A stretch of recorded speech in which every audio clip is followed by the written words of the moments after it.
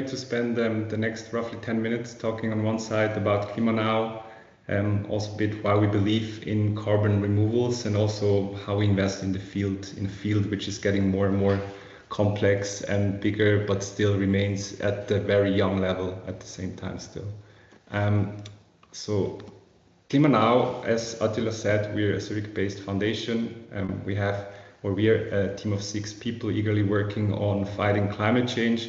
We're doing that through 2 different approaches. One team, first half of Clima Now, dedicated to shaped climate-friendly policies in Switzerland, but also throughout Europe. And the second part of the team, where I'm also part of, through early stage startup investment. Through our work over the last couple of years, we have identified 3 different levers to tackle that big topic of climate change. So first of all, on the left side, you can see reducing greenhouse gases. So reducing greenhouse gases remains, of course, the most logic, the cheapest, and also the most impactful measurement in fighting climate change. And this can be done through electrification of industries, shifting to more sustainable alternatives, but also can be done, even though it's a bit more challenging, by changing consumer behaviors. On the other side, we very much believe, and I think we believe even more than in the last couple of years, in the potential of carbon removals. We're seeing that in industries where you have process emissions, for example, cement production, generally hard to abate emissions, industries sometimes not having yet the readiness to adopt novel technologies. So removal remains an integral part also in that part of the system. And ultimately, also coming from our kind of legacy, we're also seeing private markets, so startup investments alone, they cannot fix this very big challenge. So we also need to achieve a systemic change. So therefore we have a substantial amount of the team working on those political frameworks, shaping them, influencing them, also raising a voice whenever it's needed to really have this kind of holistic approach to climate change. Our focus is also emission deducted, so we very much focus on the energy and industrial sector, which cumulatively accounts for over 70% of all the emissions, food and agricultural system accounting for 25% of the emission, and as I stated, the rest, so the hard to abate emissions, we're solving that through the use of carbon removal, which I will discuss a bit more in depth. So why do we still believe in carbon removals?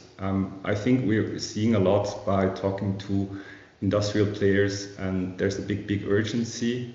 They all have their decarbonization pathways, they have their deadlines in their mind. At the same time, they're still kind of struggling to get started because it's meaning that they need to commit to a certain technology. It's of course affiliated with a lot of capex investment. At the same time, we're also seeing at the moment there's novel CDR technology really also enabling these types of customers. So novel technologies which can valorize, for example, waste streams, which can then ultimately also build business cases for these type of companies who need to decarbonize.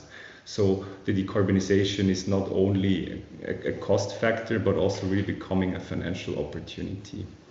And of course, also looking at the market potential, it's very related to Nadine mentioned. It's also a number I extracted from their research, is that we estimate that we need to reach this 10 gigaton annual removal goal. And so far, we've only achieved 0.14%, which is a tiny fraction. And we very much believe that this market will develop towards those 10. I mean, it can also be a 5 gigaton, but there's still a vast opportunity potential in this scale up. And the third aspect here, and I think it's an aspect which makes me very optimistic for the field, is we see a level of professionalization in the field. We see industrial collaborations, so those heavy corporates getting started. I was talking to Flo from Planeteers, who reported that Holcim, for example, invested 400 million in a point source capture plant. So there's really starting to get more and more collaborations. We're also seeing a lot of shipping companies investing in CDR credits, but also in decarbonization solutions for their value chain. At the same time, we're also seeing from a time perspective, the market is getting more and more standardized with protocols, with frameworks, as well as leveraging AI. So you have those digital MRVs, you have financial players moving into the market. So long story short, we see that the market is really becoming bigger, becoming professionalized. And here in this little chart, you see it's not only the suppliers who drive the success of the market, it's really the whole ecosystem with governments, with corporates, with insurers, with, of course, startups, but also verifiers. And ultimately on the why, and also we believe now is a good investment moment, is we see a lot of those solutions really going towards commercialization. So they're approaching TRL6, TRL7, and really becoming viable VC, but also other investment opportunities given their timeline towards commercialization. Nonetheless, I think there's one catch here.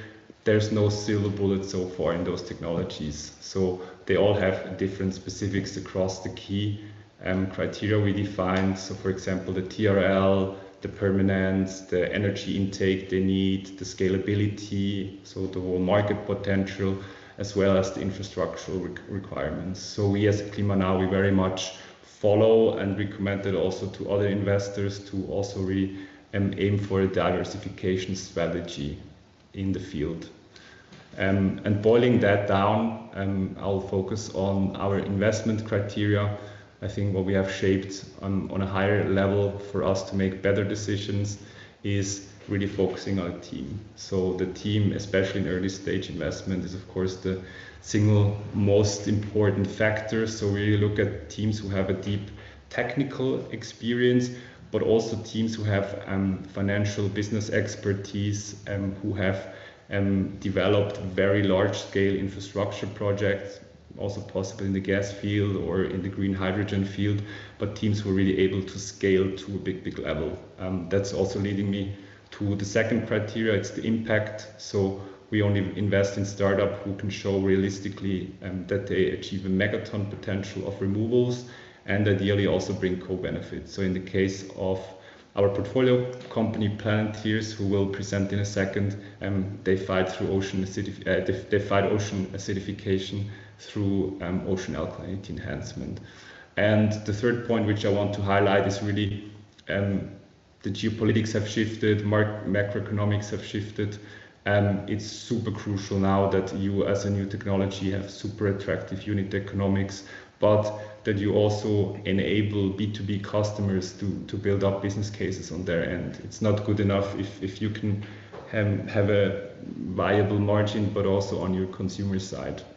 And also coming from our past policy, super critical factor. So we only invest in tech who have a policy fit or even a policy pull.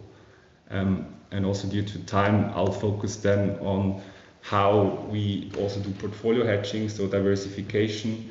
The goal there is really not only have full exposure to carbon credit market, but also invest in other solutions who finance through plant sales, who have a co-licensing model and so forth. Also on different permanence levels. So generally the longer permanence, of course, the better, but at the same time they have some scalability limitations. So then also consider more short-term permanence ventures, but who have a big scalability potential. And ultimately also really focusing on diversification in industries, in geographies. We've seen that in the US, the IRA was a big enabler, but now USA might not be the biggest market to grow in, so really also diversify in geographies. Yeah, so thanks a lot for listening, and I hope many of you will join us in our CDR journey.